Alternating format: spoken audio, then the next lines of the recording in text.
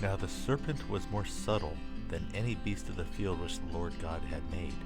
And he said unto the woman, Yea, hath God said, Ye shall not eat of every tree of the garden.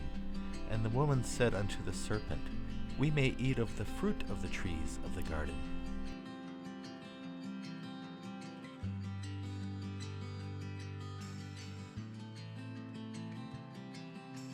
But of the fruit of the tree which is in the midst of the garden, God hath said, Ye shall not eat of it, neither shall ye touch it, lest ye die. And the serpent said unto the woman, Ye shall not surely die.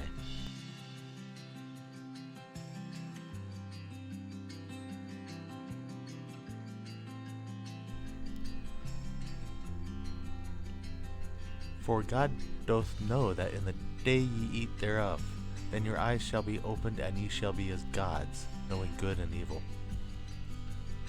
And the woman saw that the tree was good for food, and that it was pleasant to the eyes, and a tree to be desired to make one wise. She took of the fruit thereof, and did eat, and gave also unto her husband with her, and he did eat. And the eyes of both of them were opened, and they knew that they were naked, and they sewed fig leaves together, and made themselves aprons. And they heard the voice of the Lord God walking in the garden in the cool of the day. And Adam and his wife hid themselves from the presence of the Lord God amongst the trees of the garden. And the Lord God called unto Adam, and said unto him, Where art thou?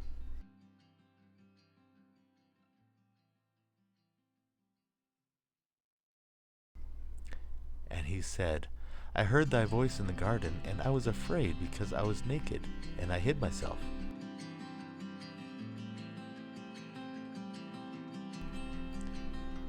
And he said, Who told thee that thou wast naked? Hast thou eaten of the tree, whereof I commanded thee that thou shouldest not eat?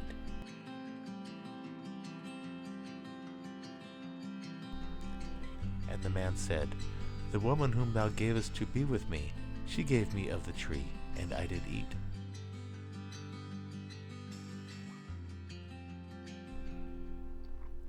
And the Lord God said unto the woman, What is this that thou hast done? And the woman said, The serpent beguiled me, and I did eat.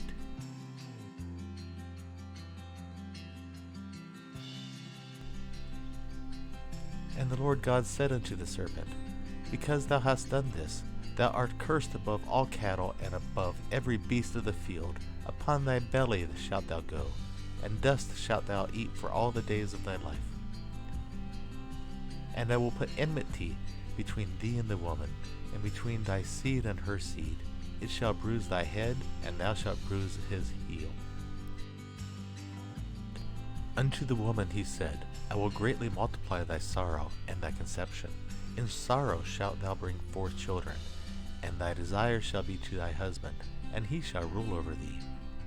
And unto Adam he said, Because thou hast hearkened unto the voice of my wife, and hast eaten of the tree, of which I commanded thee, saying, Thou shalt not eat of it. Cursed is the ground for thy sake. In sorrow shalt thou eat of it all the days of thy life. Thorns and thistles shall it bring forth to thee, and thou shalt eat the herb of the field. In the sweat of thy face shalt thou eat bread, till thou return unto the ground. For out of it wast thou taken. For dust art thou, and unto dust shalt thou return. And Adam called his wife's name Eve, because she was the mother of all living. Unto Adam also and to his wife did the Lord God make coats of skins, and clothed them.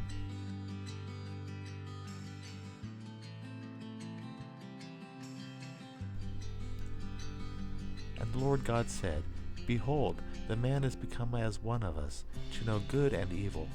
And now, lest he put forth his hand and take also of the tree of life, and eat forever, and live forever.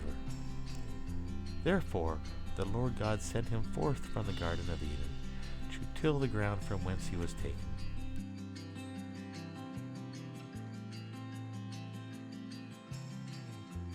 So he drove out the man, and he placed at the east of the Garden of Eden cherubims and a flaming sword which turned every way, to keep the way of the tree of life.